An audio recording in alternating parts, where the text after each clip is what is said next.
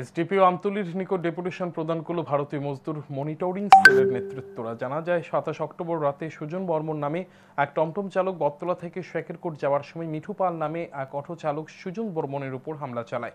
প্রাণ বাঁচাতে সুজন বর্মন জঙ্গলে আশ্রয় নেয়। পরবর্তী সময় পরিবারের লোকজন সুজন বর্মনকে উদ্ধার করে বাড়িতে নিয়ে যায়। এই ঘটনার পরিপ্রেক্ষিতে সুজন বর্মন আমতলী থানায় অভিযুক্ত অটো চালক মিঠু পালের নামে মামলা দায়ের করে, কিন্তু পুলিশ এখনো পর্যন্ত অভিযুক্তকে গ্রেপ্তার করেনি। তাই বুধবার ভারতীয় মজদুর মনিটরিং সেলের নেতৃত্বরা অভিযুক্তকে গ্রেপ্তার করে ব্যবস্থা গ্রহণের দাবিতে এসডিপিও আমতলীর নিকট ডেপুটেশন প্রদান করে।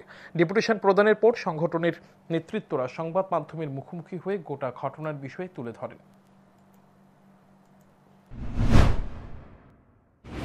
আমাদের সরকারকে কালিমালিপ্ত করতে চেষ্টা করছে, আমাদের সংগঠনকে দুর্বল করার চেষ্টা করছে এবং মানুষের মধ্যে বিভেদ সৃষ্টি করে একটা সমাজের মধ্যে একটা অরাজকতা ফেলানোর চেষ্টা করছে।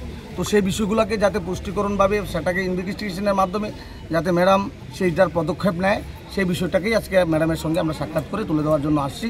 আমরা ম্যাডামের সঙ্গে আলোচনা করে যদি আজকের মধ্যে ওই দুষ্কৃতিকারী যারা আছেন তাদেরকে যদি গ্রেপ্তার করা না হয় এবং দৃষ্টান্তমূলক শাস্তি প্রদান না করা হয়, আমরা আগামীকাল আমাদের ডিজিপি স্যারের সঙ্গে আমরা সাক্ষাতে মিলিত হব। সেই বিষয়টা আমরা ডিজিপির কর্ণপাত করব।